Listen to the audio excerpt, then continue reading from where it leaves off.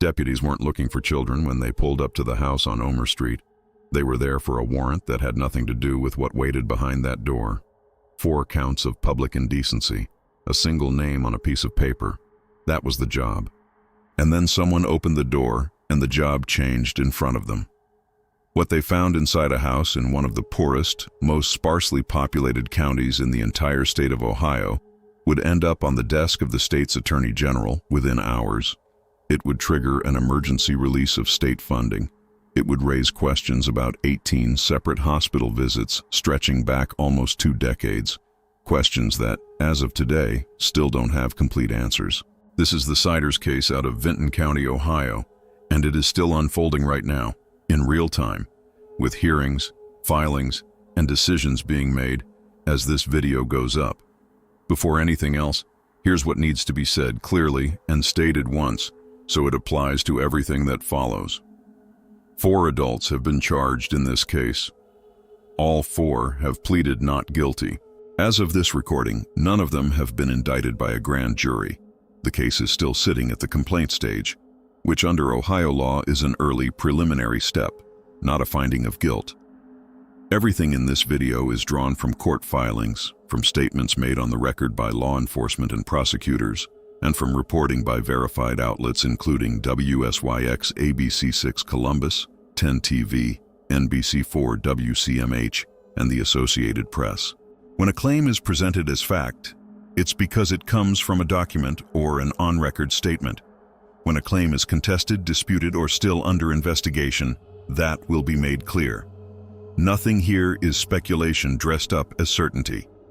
If you want to follow this case as it develops, because it is nowhere near finished, go ahead and hit subscribe now and drop a like before we go further. This channel covers verified true crime cases as they move through the system, not just the viral headline moment. New cases go up regularly, and for a story like this one, where the legal situation is changing week by week, subscribing means you won't miss the next update. All right, let's get into what actually happened. The date was June 30th, 2026. The location was Hamden, Ohio, a small village inside Vinton County, a county so rural and so sparsely populated that it holds the distinction of being the least populous county in the entire state. Vinton County spans over 400 square miles of Appalachian terrain, and by recent estimates, it's home to roughly 12,000 people scattered across that land. 1 traffic light, a single grocery store. It's the kind of place where a family can live for years without drawing much attention, and that detail matters enormously to everything that follows in this case. Investigators arrived at the Omer Street address that day to serve a warrant on Gary Siders Jr., a 36-year-old man facing 4 counts of public indecency. According to court records, those charges stemmed from incidents dated May 23rd, 27th, 29th, and 31st of 2026, allegedly involving individuals outside of his own household. Ohio Attorney General Andy Wilson later told reporters that investigators went into that house that day without any expectation of what they were about to encounter. In his words, the visit was about something else entirely. It wasn't, in his words, about the welfare of these 16 kids, because at that point, nobody serving that warrant even knew there were 16 kids. To be clear about how that discovery actually unfolded, this wasn't a case where investigators walked in already looking for children. According to Attorney General Wilson's own account, the team serving that warrant had a single objective in mind, and it had nothing to do with the welfare of anyone living inside the home. It was only once the door opened and officers stepped inside that the scope of what they were dealing with became apparent. That distinction matters because it means whatever systemic failures allowed this situation to persist for years weren't interrupted by a targeted child welfare investigation finally catching up with the family. They were interrupted by chance, by an entirely separate legal matter involving one of the 4 adults that happened to bring law enforcement to that specific address on that specific day. If that public indecency warrant had never been issued, there is no clear indication from anything made public so far that this discovery would have happened when it did. 16. That number is going to come up again and again in this story, and it's worth sitting with for a moment. 16 children, ranging in age from roughly 20 months old to 18 years old, were located inside that home. According to the Ohio Attorney General's office, They were found confined to a single room measuring approximately 12 feet by 12 feet. Investigators later said that some of those children had been kept in that space for close to 4 years. Sheriff Ryan Kane of Vinton County described observing a significant presence of bacterial contamination and human waste while collecting evidence at the scene. First responders who were on site that day told reporters the floor of the home was so deteriorated by filth and decay that they were concerned about it giving way beneath them. 7 of the 16 children spent that first night in a hospital. 2 were airlifted to trauma centers for what officials described as serious medical conditions. An acting public information officer for the fire department who responded to the scene said he personally drove 4 of the children to the hospital himself, and he described them as frightened and largely silent for the entire 20-minute drive. Investigators would later describe several of the children as unable to communicate, and some were characterized in official statements as showing behavior consistent with prolonged isolation. Attorney General Wilson, speaking to press hours after the warrant was executed, called the situation pure evil and said he believed that if authorities had waited even one more day, the outcome for some of the children inside that home could have been fatal. To put the scale of that room in perspective, 12 feet by 12 feet is roughly the size of a small bedroom, the kind of space many people have in their own homes for a single child or for storage. Officials have said that space was where the majority of the 16 children were being kept, some of them for years at a stretch, while the rest of the property around them sat in the state of disrepair first responders described.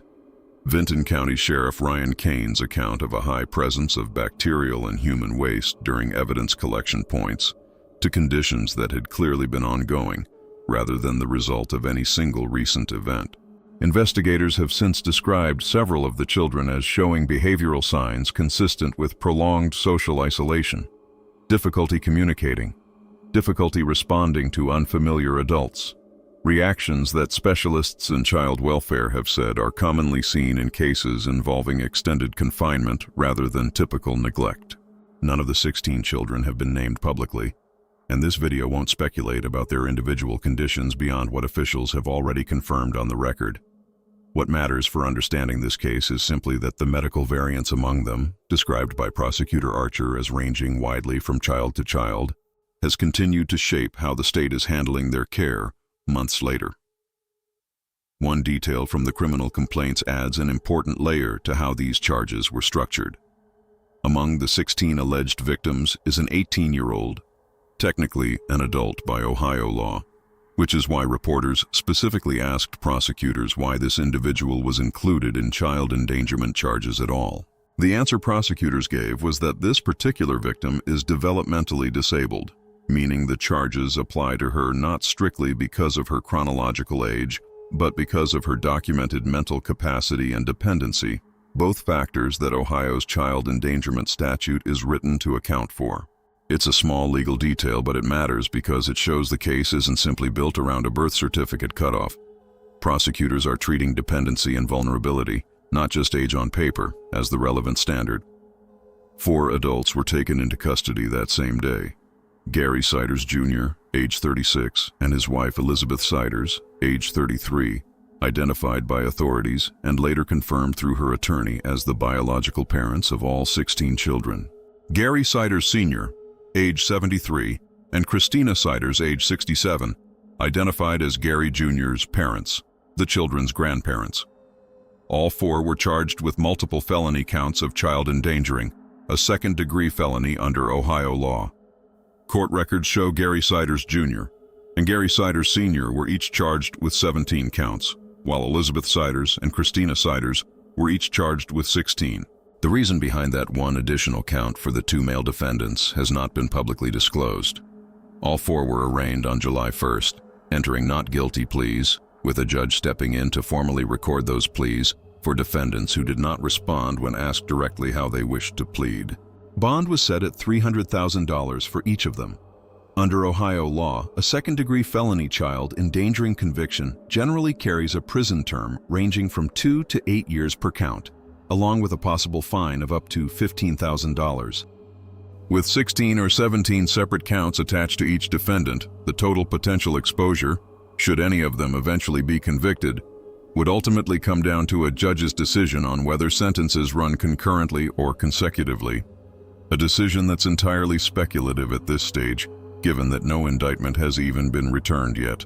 It's worth stating plainly, nothing about the number of counts filed guarantees a particular outcome, and Ohio courts don't automatically stack every count into the maximum possible sentence. That determination, if it ever comes, is still a long way off. This case moved fast from a regional story to a national one. Within days of the June 30th warrant, wire coverage from the Associated Press was running in outlets across the country, and Newsweek, along with several other national publications, picked up the story soon after, largely driven by the sheer scale of it. 16 children from a single family, 4 generations spanning defendants, and a rural county forced to ask the state for emergency funding just to keep up. That national attention has cut both ways for the people involved. It's brought scrutiny to genuine institutional failures that might otherwise have stayed a local story. It's also, according to defense attorneys for more than one of the defendants, created pressure that they argue complicates their client's ability to receive a fair, unbiased hearing in a county this small, which is part of why gag orders and non-dissemination motions have become a recurring feature of the case's early court filings. Prosecutors have been clear on one point since the earliest days of this case. This was not, in their assessment, a trafficking situation. Vinton County Prosecutor William Archer described it publicly as what he called an intra-family matter, and both he and Attorney General Wilson reiterated that they did not believe there was any ongoing danger to the broader community. What they described instead was a closed system, a family that had, according to investigators, spent nearly 2 decades moving quietly through the margins of Ohio's public institutions, generating a paper trail across multiple counties and multiple hospitals, without any single agency ever assembling the full picture. To understand how that happened, you have to go back almost 18 years to a courthouse just across the state line. In March of 2008, Elizabeth was 15 years old. According to a marriage record from Mason County, West Virginia, she married Gary Siders Jr., who was 18 at the time. Records show her parents provided consent for the marriage. West Virginia law at that point permitted marriage at any age with parental consent, and the couple crossed the state line from Gallipolis, Ohio specifically, to be married there, a state law difference that mattered because in Ohio, the age of consent is 16, and Ohio law treats sexual contact involving someone younger than that as a criminal matter regardless of any claimed consent or marital status. At the time of the wedding, court records indicate Elizabeth had an 8th grade education. Gary Jr. had completed the 9th grade. To understand how that wedding was even legally possible, you need a bit of background on Ohio marriage law as it stood at the time, because this case has since become part of the exact argument that finally changed it. Back in 2008, Ohio law allowed girls to marry at 16 and boys at 18 with parental consent, and it allowed even younger minors to marry with the additional approval of a juvenile court. A 2017 investigation by the Dayton Daily News, examining 15 years of state marriage records, found more than 4,000 girls 17 or younger had been married in Ohio between 2000 and 2015, including 59 who were 15 or younger. One case documented in that investigation involved a Gallia County judge, the same county where Elizabeth's first delivery would later take place, approving the marriage of a 14-year-old pregnant girl to a 48-year-old man back in 2002. That investigation helped push Ohio to raise its marriage age to 17 in 2019, with continuing exceptions for court and parental approval. It remained legal under that 2019 law for a 17-year-old to marry with judicial consent, as long as the age gap with their spouse was no more than 4 years. Elizabeth and Gary Jr. didn't marry in Ohio at all. They crossed into West Virginia, where the requirements at the time were even looser, allowing marriage at any age with parental consent alone, no judicial review required. It's a detail that shows up again elsewhere in reporting on this family. Further coverage has indicated that child marriage appears more than once across the Siders family's history, with multiple family members reported to have married as teenagers, one as young as 14. This wasn't an isolated incident specific to one couple. It was, according to the pattern that's emerged in reporting, closer to a recurring feature of how this family operated across generations. And here's where the timing becomes almost impossible to look away from. In February of 2026, just months before deputies executed that warrant on Omer Street, Ohio lawmakers introduced Senate Bill 341, bipartisan legislation aimed at finally closing the loophole that let Elizabeth marry at 15. The bill's sponsors argued that the 2019 compromise law still left minors vulnerable, pointing to state data showing dozens of 17-year-olds continuing to marry under the existing exceptions, and citing testimony from survivors who described how those marriages had concealed abuse. The legislation passed, and Ohio's minimum marriage age moved to 18 with no exceptions, making Ohio one of a growing number of states to close that door entirely. Advocates who had been pushing for that change for years say the Siders case became part of the public conversation around the bill in its final months, a real-world illustration of exactly the scenario they'd been warning about: a 15-year-old, a loophole, a wedding across a state line, and, less than 2 decades later, national headlines. 2 months after that courthouse wedding, Elizabeth gave birth for the first time at a hospital connected to the Holzer Health System in Gallia County, Ohio. She was 15 years old. That first delivery is where a second, quieter story inside this case begins. The story of what Ohio's healthcare system saw, and what it may have failed to do with what it saw. Under Ohio law, healthcare professionals, doctors, nurses, midwives, anyone with direct patient contact, are legally required, not simply encouraged, to report to law enforcement or to children's services if they have reason to believe a patient is experiencing abuse, neglect, or a situation of dependency that the law is designed to catch. This isn't a judgment call left entirely to discretion. It's described in the statute as mandatory. Ron O'Brien, a former Franklin County prosecutor who has been consulted on the legal dimensions of this case, laid out what mandated reporting is supposed to catch in cases like this one: situations involving abuse, neglect, or dependency. Applied to that first delivery in Gallia County in 2008, the facts on their face raise an obvious question. A 15-year-old girl, married 2 months earlier under a legal loophole crossing state lines, giving birth in an Ohio hospital. Whether that combination of facts triggered any report to authorities in 2008 has never been confirmed by any hospital or agency involved. It's worth understanding for a moment how mandatory reporting laws generally function, because this case isn't unique in exposing their limits. Every state in the country has some version of a mandatory reporting statute, and the professions covered typically include doctors, nurses, midwives, teachers, and social workers. Anyone who, by the nature of their job, is likely to come into direct, repeated contact with a child or a vulnerable patient. The theory behind these laws is straightforward. Professionals in these positions are often the only outside adults who regularly see inside a family's private life, and the law tries to turn that access into an early warning system. In practice, enforcement against a professional who fails to report is rare almost everywhere in the country. Proving that someone had enough information to trigger the legal threshold, and proving they consciously chose not to act on it, is a difficult bar to clear in court, and prosecutors rarely pursue it, even in cases where the failure seems clear in hindsight. Ron O'Brien's assessment of the 2008 delivery, that a mandated reporter in that room should have been asking questions and making a call, reflects what should have happened under the letter of the law. Whether that translates into any accountability for a specific individual or institution is a separate and much harder legal question, one that hasn't been answered in this case and, if history is any guide, may never be. What happened after that first birth is where the scale of this case becomes almost difficult to comprehend. Records reviewed by ABC6 Investigates, birth certificates and death certificates obtained through public record requests, show that Elizabeth Siders gave birth repeatedly over the following 17 years, nearly every year, sometimes to multiples, across a span running from 2008 through 2025. 15 birth certificates account for 16 surviving children. 2 additional death certificates account for a set of twins who did not survive. 18 documented births in total, tied to the same 2 names on record as parents, Elizabeth Siders and Gary Siders Jr.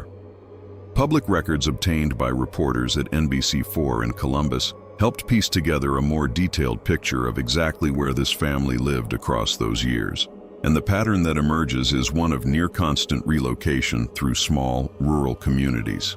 From that first delivery in Gallia County, records trace the family through a series of addresses across southern Ohio, with a documented stretch of time spent across the border in Wisconsin before they eventually resettled in Vinton County. According to the Ohio Attorney General's office, they had reportedly been living at the Hamden address on Omer Street for roughly 4 years by the time the warrant was served in June. Each move on its own isn't unusual. Plenty of families relocate for work, for housing costs, for countless ordinary reasons. What makes this pattern relevant to the broader story is what tends to happen to a family's paper trail every time they cross a county line. A truancy flag in one county doesn't automatically follow a family to the next. A concern raised by one hospital's maternity ward doesn't automatically reach a different hospital system 2 counties over. Ohio, like most states, doesn't operate a single unified tracking system that would have let a caseworker or a doctor in Athens County instantly pull up everything that happened in Gallia County 16 years earlier. Each relocation, intentional or not, functioned as a kind of reset button on however much institutional attention the family may have started to attract. The family did not stay in one place. According to Attorney General Andy Wilson, records show the family lived in various counties across Ohio, going back to at least 2008, with some time also spent in Wisconsin, before settling in Vinton County. But even as they moved, one detail stayed consistent. They kept returning to Ohio hospital systems for these deliveries, generating medical records, birth certificates, and, in at least one case, extensive hospital involvement in county after county. Year after year, one name connects a significant portion of that timeline. According to records reviewed by investigators, the same midwife attended the first delivery in 2008 and went on to attend 5 additional births for this family. 2 of those 5 additional deliveries occurred while Elizabeth was still legally a minor under Ohio law. Same practitioner, same legal obligation to report concerning circumstances. No hospital, agency, or individual has confirmed publicly that a report was ever filed in connection with any of those deliveries. In November of 2022, Elizabeth gave birth at Riverside Methodist Hospital, part of a major hospital system in Columbus. According to state vital records, the babies were a set of twin girls, conjoined at the chest and upper abdomen, a rare condition known as thoracopagus. They were born extremely premature, at an estimated 24 weeks of gestation. They lived for approximately 1 hour before passing away due to respiratory failure. Their names, according to the records, were Bailey Lee and Faith Lee Siders. State officials and reporters who reviewed the death certificates have said the twins died of natural causes tied to the severity of their premature birth and their conjoined condition. This was not a case involving any suspected act of violence, and no charges connected to the criminal complaints reference that specific date. It's included here because it's part of the documented record of this family's medical history, and because it illustrates something important about scale. A delivery of conjoined twins at a major hospital system requires an entire specialized medical team, working closely with the mother for an extended period, in a setting with full access to her medical history. Whether anyone on that team, looking at a 14-year record that by then included a first delivery at age 15 and 5 subsequent deliveries by the same midwife, connected those dots and made a call, that's something Riverside Methodist has not publicly confirmed one way or the other. The births continued. In 2024, another set of twins was born at Ohio Health Oblinus Hospital, located in neighboring Athens County. In 2025, a 4th set of twins was born at that same hospital. 4 sets of twins across this family's history, documented in state records. When ABC6 Investigates asked Ohio Health directly whether its staff had contacted Children's Services in connection with either of those Athens County deliveries, the hospital responded in writing, citing federal patient privacy law, and stated that it is not legally permitted to share private health information about any patient without that patient's consent.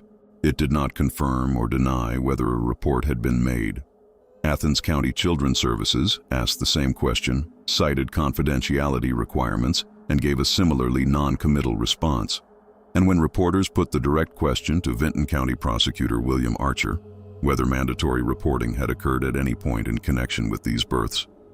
His answer, on camera, was that he could not address that. It's worth explaining briefly why hospitals lean so heavily on federal privacy law in situations like this, because it isn't simply institutions hiding behind paperwork. The federal law, commonly referred to as HIPAA, generally prohibits healthcare providers from disclosing a patient's private medical information without that patient's consent, and violations can carry serious financial and legal consequences for a hospital system. There are recognized exceptions. Reporting suspected abuse to the appropriate authorities is one of them. But those exceptions govern what a hospital is allowed to report to police or children's services at the time of care. They don't generally extend to a hospital publicly confirming, months or years later, to a news outlet, whether a specific report was or wasn't made about a specific patient. That's the legal gap Ohio Health is standing inside when it says it can't confirm or deny what happened. It's a real legal constraint. It's also, functionally, a wall that makes it extremely difficult for the public, or even for prosecutors building a case, to reconstruct exactly what any given hospital knew and did at any given point in this family's 18-year history with Ohio's medical system. It's worth pausing here to be precise about what that pattern of non-answers actually tells us and what it doesn't. It does not confirm that no report was ever made. Federal privacy law genuinely does restrict what a hospital can disclose without patient consent, and a children's services agency has legitimate confidentiality obligations around open or closed case files, even from journalists asking straightforward questions. What the pattern does tell us is this: across 18 documented hospital deliveries spanning close to 2 decades, no hospital, agency, or official has been willing or able to point to a single confirmed intervention that changed the trajectory of what was happening inside this family. If reports were filed and nothing came of them, that's a failure. If no reports were filed at all, that's a different, but equally serious, failure. Either way, the outcome on June 30th, 2026 was the same. The healthcare system's blind spots weren't the only ones. Ohio's school system has its own set of mandatory processes designed to catch children who fall outside the education system entirely, and those processes intersected with this family too. According to reporting on the case, 6 of the 16 children removed from the home were of an age where school enrollment is required under Ohio law. An attendance and truancy process was reportedly opened after school officials recognized that none of these 6 had appeared for an entire academic year.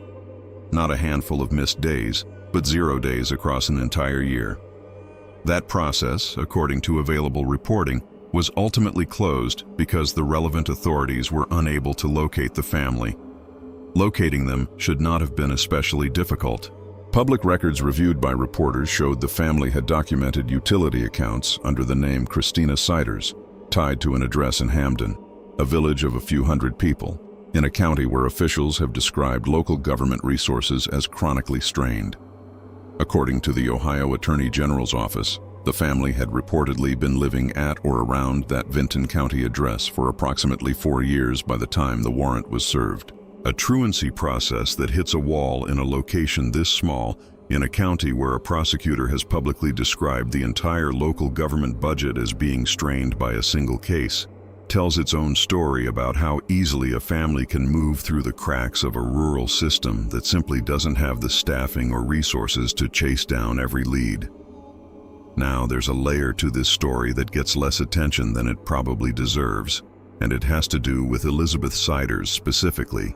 She is one of the 4 adults charged.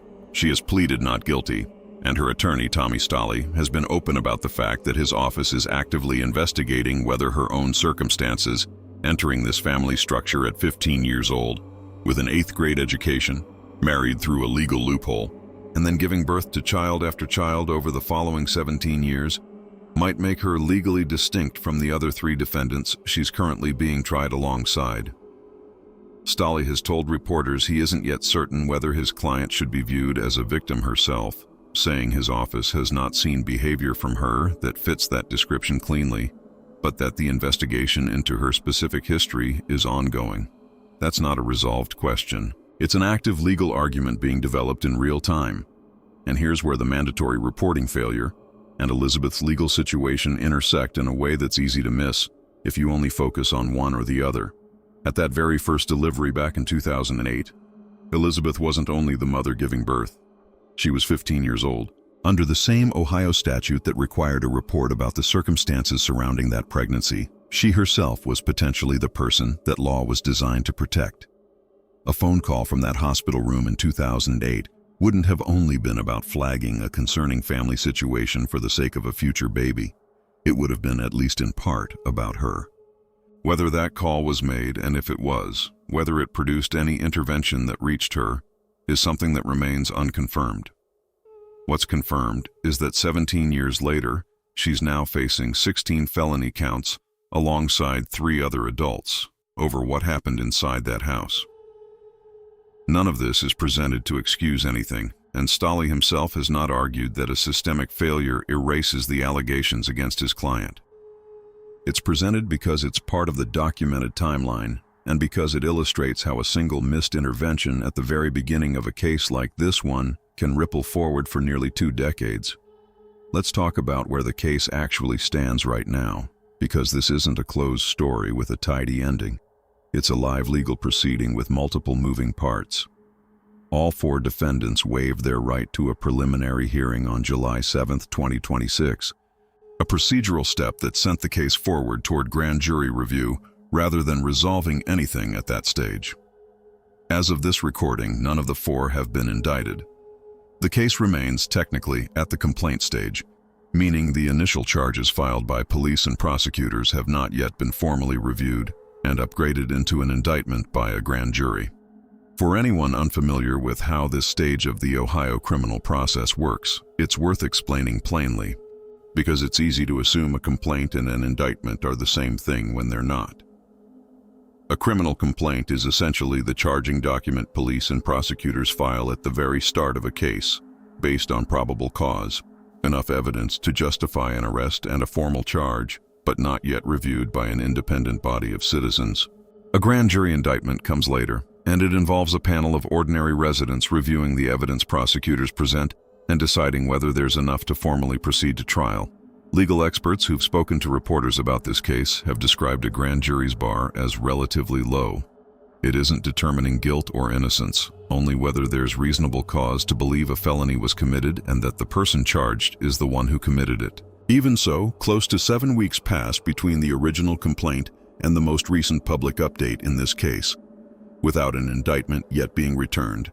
An unusually long runway for a case of this size and public visibility, though not necessarily an unusual one given how much evidence, birth records, school records, medical records across multiple counties, prosecutors appear to be assembling. Legal experts who've spoken to reporters about the case have also noted that Vinton County's small population could complicate jury selection down the line, since finding enough residents in a county of roughly 12,000 people who haven't already formed an opinion about a case this widely covered may require pulling jurors in from neighboring counties. Before going further into how each of their individual cases has developed, it's worth laying out who these 4 people are, based strictly on what's been confirmed in court records and on-record statements. Elizabeth Siders, 33, is identified as the mother of all 16 children and one of the 2 parent-level defendants. Gary Siders, Jr., 36, is identified as the father and is the only one of the 4 facing an additional separate set of charges, the 4 counts of public indecency connected to the warrant that led investigators to the home in the first place. Gary Siders Sr., 73, and Christina Siders, 67, are identified in court records as Gary Jr.'s parents, meaning they were living in that household not as the children's parents, but as their grandparents, a detail prosecutors have said is part of why they were charged alongside the 2 younger defendants rather than treated as bystanders. All 4 have been represented by court-appointed public defenders after each was determined to require appointed counsel. None of the 4 has any confirmed prior felony criminal history disclosed in reporting on the case so far, based on statements from their attorneys, though that detail has only been independently confirmed for Elizabeth Siders specifically, whose attorney has stated on record that she has no prior criminal history. Gary Siders Sr.'s situation has taken its own distinct path through the system. Shortly after his arrest, he experienced a medical emergency and was hospitalized. His attorney, Dorian Baum, filed a motion citing his client's health issues and raised the question of whether Siders Sr. was even competent to stand trial. A judge granted a modification to his bond, allowing him to be treated at a hospital under GPS monitoring rather than remain in custody, with prosecutors noting that keeping him hospitalized under county custody could have placed a significant financial burden on Vinton County, which is among the poorest counties in the state. He was later released on his own recognizance, required to keep the court informed of any change in address or phone number, and to appear at all scheduled hearings. Baum has publicly stated that, based on what he's reviewed so far, which he describes as limited, since no indictment has been filed and full discovery hasn't been turned over, he sees little evidence pointing to his client having committed a crime, even setting aside the competency question entirely. Gary Siders Jr. has a gag order in place, restricting what can be publicly disclosed about his case. His mother, Christina Siders, has a similar motion pending. Her attorney filed for what's called a non-dissemination order, seeking to limit the release of further information connected to her specifically, though as of the most recent reporting, it's unclear whether the court has ruled on that request. Elizabeth Siders' legal situation has been the most active in recent weeks. In early August, her attorney filed a motion asking the court to order a formal competency evaluation, and if she's found competent to stand trial, a separate evaluation into whether she may have been legally insane at the time of the alleged offenses. Court filings from her defense describe her as potentially dealing with significant mental health issues. A competency hearing was scheduled for August 10th. Separately, her attorney has pushed to have her $300,000 bond reduced to a recognizance bond, arguing she is indigent, has no prior criminal record, and has expressed to her attorney that her primary desire is to reunite with her children. A strong incentive, the defense argues, for her to continue appearing at every court date, since any reunification would be impossible if she failed to do so. Her attorney has said she'd accept conditions including GPS monitoring and regular check-ins with a bond officer. It's worth being precise about what a competency evaluation and an insanity defense actually mean in legal terms, since the two get conflated in public conversation more often than they should. A competency evaluation asks a narrow question: is the defendant currently able to understand the charges against her and meaningfully assist in her own defense? It has nothing to do with guilt or innocence, and it isn't a determination about her mental state at the time of the alleged offenses. It's strictly about her ability to participate in the legal process happening right now. If a court finds a defendant incompetent, the case doesn't move forward until that changes.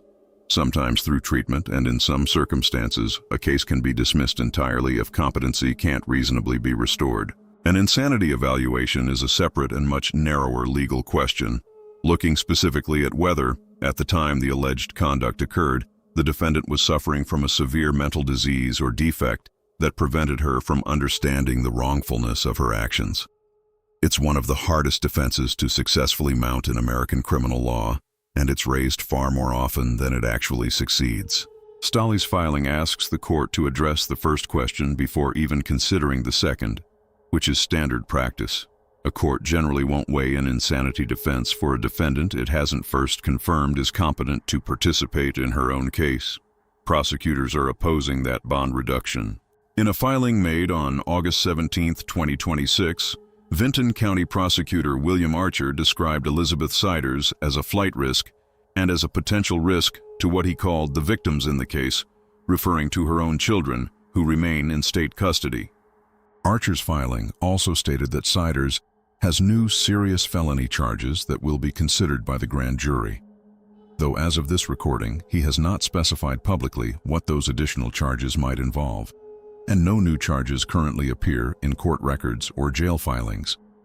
Archer has argued she should not be released from custody until her competency evaluation is complete. Separate from the criminal case against the 4 adults, there's a parallel legal track moving through Ohio's juvenile court system, and it's arguably just as consequential for the 16 children involved. According to Prosecutor Archer, the state is now pursuing permanent custody of the children through that juvenile court proceeding, a legal process distinct from the criminal charges aimed specifically at determining the long-term custodial future of each child, separate from whatever happens to their parents and grandparents in the criminal case. Permanent custody proceedings in Ohio are typically reserved for situations where reunification with a birth family is considered unlikely or unsafe, and they can ultimately clear the way for children to be placed for adoption or into long-term guardianship arrangements outside the family entirely. That process is happening largely outside public view, since juvenile court records in Ohio are generally sealed to protect the identities of the children involved, which is also part of why none of the 16 children have been named in any of the reporting on this case.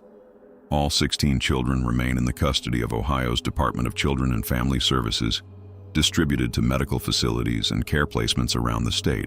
Officials have said their removal from the home effectively doubled, overnight, the number of children under temporary custody within Vinton County's local child welfare agency, a system that, prior to June 30th, was simply not built to absorb a caseload of this size all at once. To put that into perspective, rural county child welfare agencies across Ohio and across most of the country tend to operate with a small, fixed number of caseworkers, sized to handle a fairly predictable, steady caseload year over year. A single case that suddenly introduces 16 new children, several with documented medical needs, some described as unable to communicate, all requiring individualized placement, ongoing evaluation, and eventually a role in an active juvenile court proceeding, doesn't just strain a budget.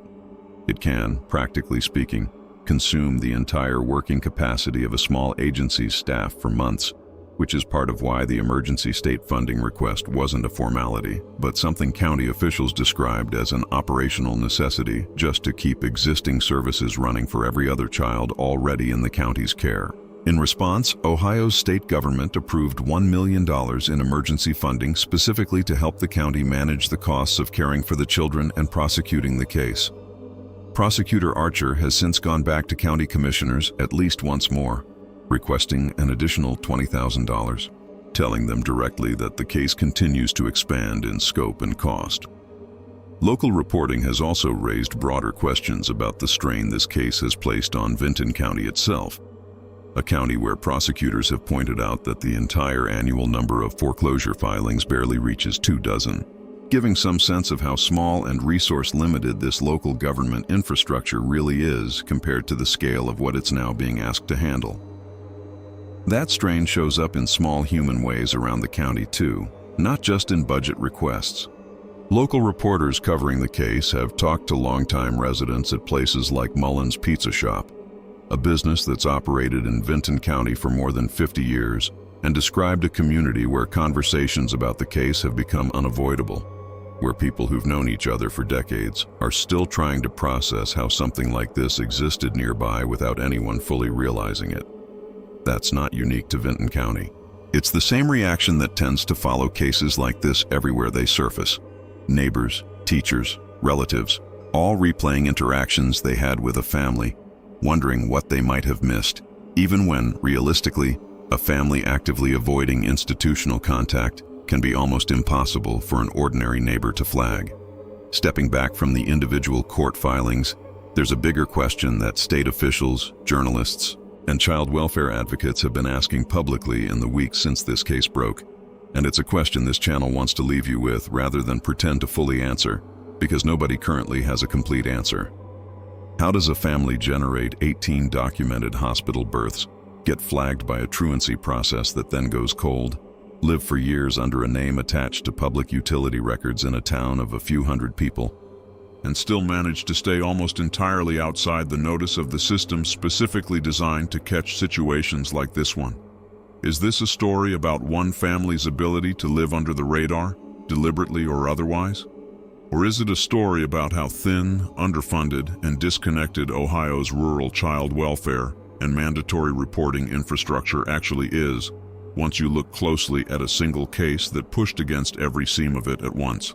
Public radio reporters and child welfare advocates in the state have been asking exactly that question in the days surrounding this recording, and the honest answer right now is that it's probably both. In fact, as recently as the day this script was being finalized, Ohio Public Radio devoted an entire program to that exact question. bringing together reporters who've covered the case since it broke alongside a director from the Public Children's Services Association of Ohio, specifically to discuss how 16 siblings could go unnoticed by so many different officials for so many years, and what, if anything, the state can realistically do to close those gaps before the next case like this one happens somewhere else. That conversation is still happening. There isn't a finished answer yet. It's also worth noting that this isn't the only case of its kind Ohio has dealt with recently. Reporters covering the Siders case have drawn comparisons to another ongoing Ohio case involving alleged long-term captivity and starvation that came to light in 2025, a reminder that whatever gaps allowed this specific family to stay hidden for so long aren't necessarily unique to one household, one county, or one set of circumstances. These cases tend to surface the same institutional blind spots again and again. Families who homeschool without oversight, families who move frequently enough to outrun any single agency's file, families who simply decline every offer of contact with the outside world until something forces the door open. What we do know is where things stand today. 4 adults in custody or on modified release, all presumed innocent, all still awaiting a grand jury that has not yet acted. 16 children in state care, described by officials as safe, with medical needs that vary from child to child, a rural county straining under the financial and logistical weight of a case far larger than anything its system was built to carry, and a set of institutional questions about hospitals, about mandatory reporting, about school truancy processes, about how a family can move through nearly 2 decades of documented contact with public systems without those systems ever fully connecting the dots that will likely outlast whatever verdict eventually comes out of that courtroom. Take a step back and look at the full shape of this timeline for a second. A 15-year-old crosses a state line to get married under a loophole that Ohio has since closed. 2 months later, she's giving birth in a hospital, at an age where the law says someone in that room was supposed to raise a concern. Over the next 17 years, that concern, if it was ever raised at all, apparently never traveled far enough to interrupt anything. She keeps having children. The family keeps moving. A truancy investigation opens and then quietly closes because nobody can find them. In a county so small, it has a single grocery store. 2 more hospitals see her, in 2 more counties, delivering 2 more sets of twins, and both of them, when asked directly, retreat behind the exact privacy protections that exist to protect patients, protections that, in this particular case, may have also protected a pattern that badly needed to be interrupted. And then, on an afternoon in June, officers who came for an entirely unrelated reason opened a door and found 16 children living in a space the size of a small bedroom. Every institution involved in this story, the hospitals, the schools, the county agencies, was, on paper, doing exactly what it was legally required to do at each individual moment. Follow privacy law, follow the truancy statute, close a case when a family can't be located. Each of those decisions, taken one at a time, can be defended. It's only when you step back and look at all 17 years together, laid end to end, that the outcome starts to look less like a series of reasonable individual decisions and more like a system that was never actually built to notice a family determined to stay just outside its reach. That's the uncomfortable question this case leaves behind, and it's one that Ohio lawmakers, child welfare advocates, and reporters are still actively working through as this video goes up. Because whatever comes out of the criminal trial against these 4 defendants, it won't change what already happened to 16 children over the better part of 2 decades. The only thing that can change is what happens the next time a family like this one starts slipping through the same gaps somewhere else in the state. This case is still moving. There will be a grand jury decision. There will likely be more hearings on competency, on bond, and on whatever additional charges Prosecutor Archer has indicated may be coming for Elizabeth Siders. If you want those updates as they happen, subscribing is the best way to make sure you see them the moment they're covered here, rather than catching a headline days later with half the context. Drop your thoughts in the comments, not accusations, but genuinely, what do you think the biggest institutional failure in this case actually was? The hospitals, the schools, or the sheer size of the gap between a rural county's resources and the scale of what it was suddenly asked to handle? We'll keep tracking this one as it develops. One last thing before we go. If anything in this story hit close to home, or if you're a mandated reporter yourself who's ever hesitated over whether a situation was serious enough to report, Child Help operates a national child abuse hotline, available at 1-800-4A-CHILD, staffed around the clock, and reaching out is never the wrong call. Thanks for watching.